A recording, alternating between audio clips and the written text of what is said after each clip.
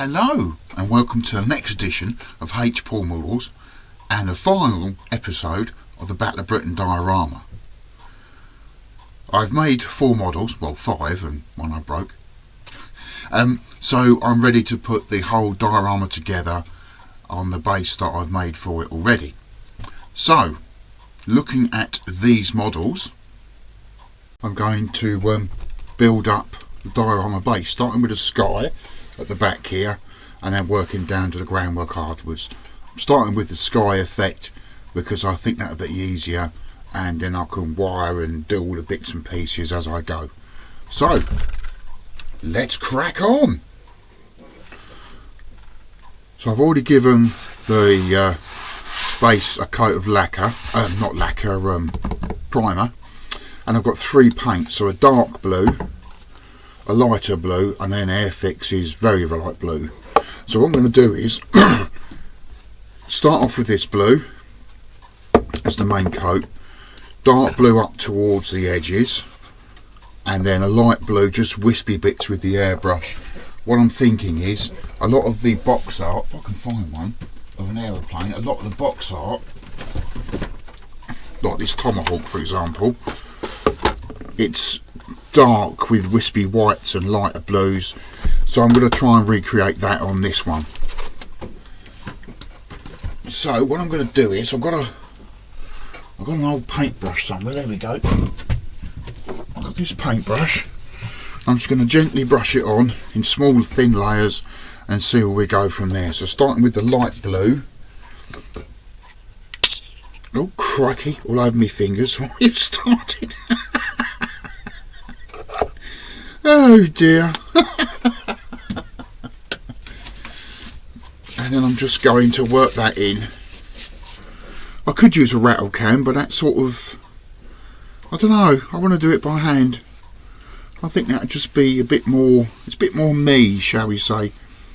So yeah, I'm just going to work this in on the primer and paint it as best I can. What I do is, towards the end, is I'll dampen the brush and then just glide it over to get rid of the bristle marks, I hope. So yeah, I'm going to carry on with this, and then I'll carry on with the different shadings as I go on this particular section of the video. So that's the base coat of it done. So before it dries too much, I'm going to use this dark blue just to go around the top edge there with another brush, this one, like a artist brush I suppose it is. Just see, what I want it to do is just blend in with the light blue. I just want to do that.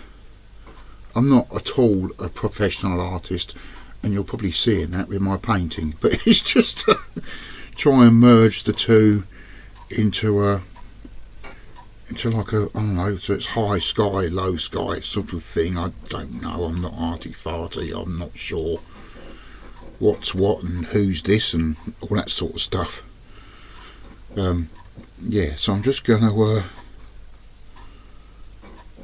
blend them in as best I can, just maybe up a little bit, just to give a sense of depth I suppose, and height, and I don't know what I'm talking about, to be honest. It's just fun. And I just try and blend them in together like that. Yeah, so I'll try and merge the two if I can, like that, just to see what happens.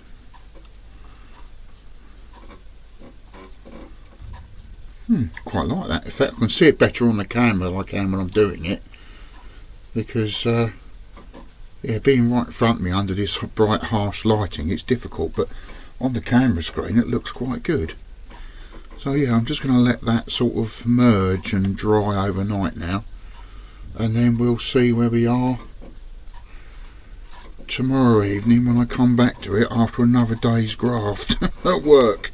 Well, I say graft, it's attendance money. Oh, I shouldn't say that in case my employer's watching. Oh, good old British workplace humour, eh? Yeah, so I'm going to let that go off now and cure, and then we'll see what it looks like.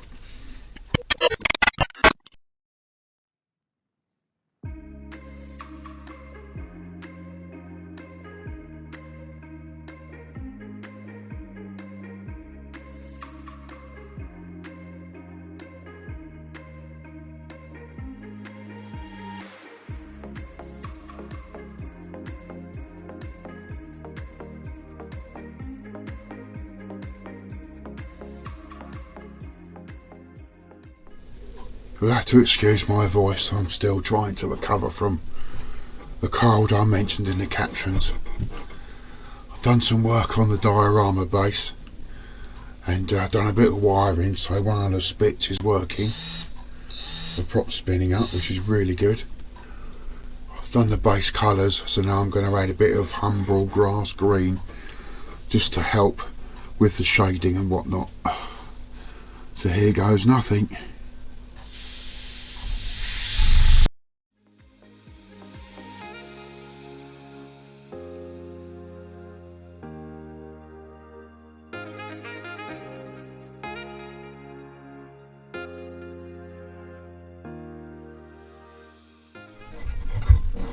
So the base coat for the grass is done,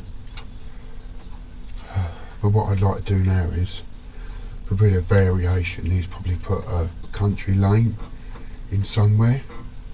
I've got this tree which I quite like, and I'd like to put it on a bend of a road or something. So I'm just going to take my pencil and just mark where this road's going to go, just around there, I think, just like that.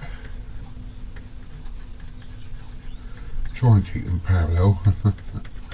Not the best artist in the world. There we go. Now if I get some, I think, to use for this, bit of Humbrol 29, like a dirt track type thing.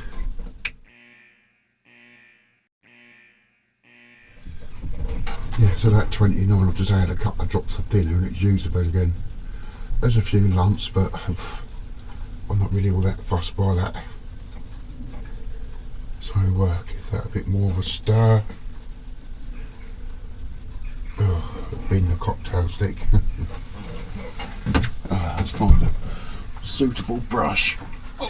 Oh, crikey. That's it. And I'm just going to brush on the road surface. I'll do the outlines first.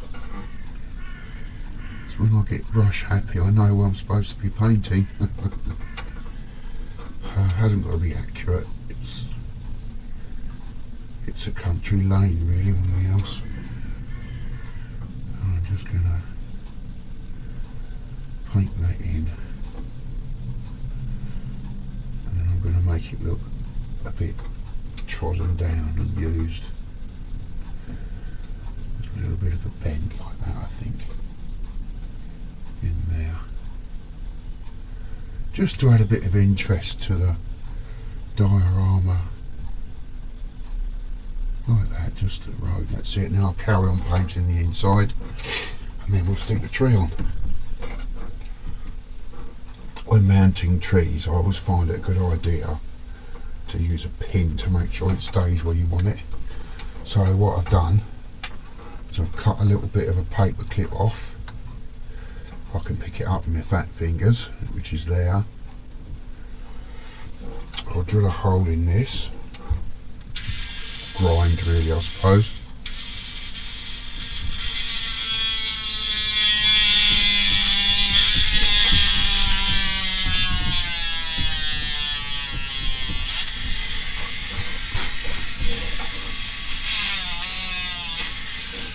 And set that in position. If I can pick it up. Fat fingers. Oh dear. I'll cut another bit of paper clip. bit of paper clip at the bottom of the tree. Now what I'm going to do is I want the tree on the bend of the road, so I'm going to find where the roots match the road the best. I think like that. Give that a little push in. It marks the paint, there we go. Drill a little hole for it with my grinding tool.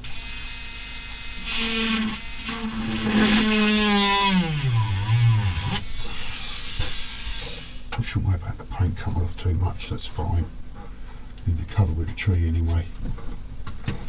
And then, if I can find my super glue wherever that's gone. Oh, I tell you, having this cold has really made my head go thick. A little bit of super glue on there.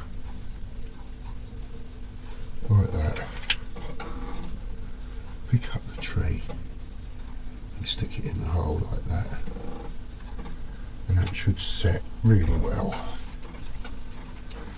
There we go.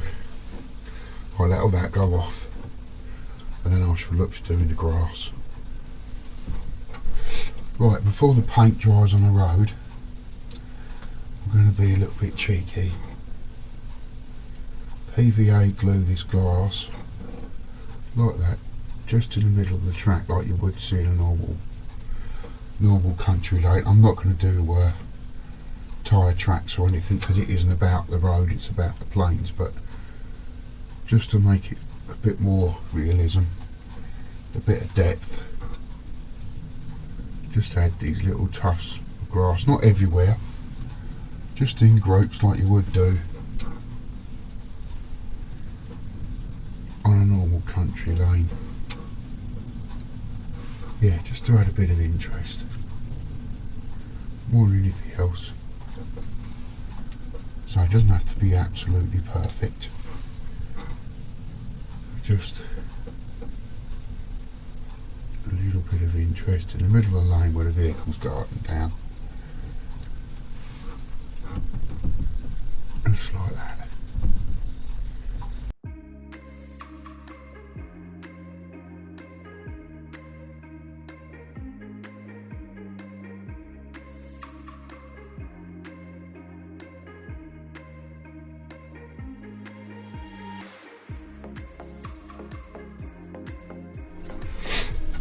Now for some hedge along the edges here.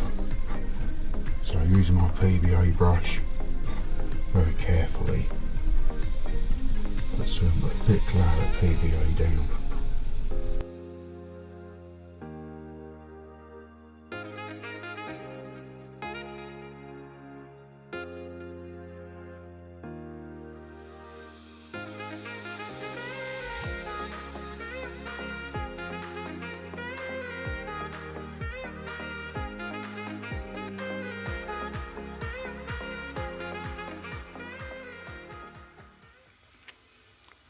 Bit of a progress report with the build diorama. I'm continuing with the grass and the hedges and whatnot. I've had to stop for two reasons. One, I've run out of scenery glue, and two, I've run out of parsley.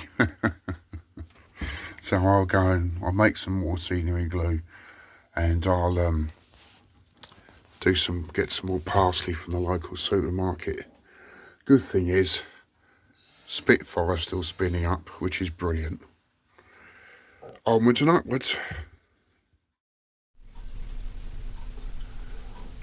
Before I do any more grass and scenery and stuff, I want to make sure my models are safe because they've been laying around in the shed now for a while and they're going to get broken. So I think the safest place to put them is in the diorama itself. So using these pre-drilled holes, and thread the wire through the back of the diorama and then sit the Spitfire in the hole. There we go. So that one's in now. Yeah, quite happy with that. So it's a brace of Spitfires. And now of course the masterpiece of the diorama, the Dornier. So we'll get that in as well. I'll push that right up to there. There we go. And what I'll do is I'll go the other side and seal them with a bit of Mod Podge. So that's all the planes now on the diorama. Fantastic.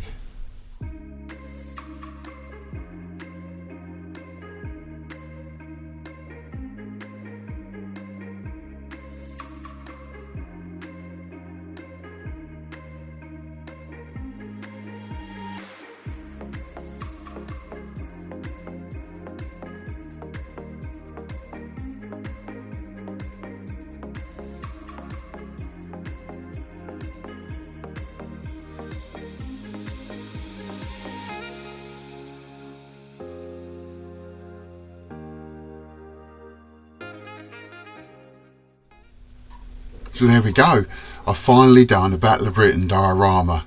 It's not the best, I know, but I really enjoyed it. Shame about the hurricane, but you know, everything's a learning curve. So yeah, I hope you enjoyed the video, and if you did, please give it a like. If you haven't already, please subscribe, and I'll see you in the next episode. Cheers!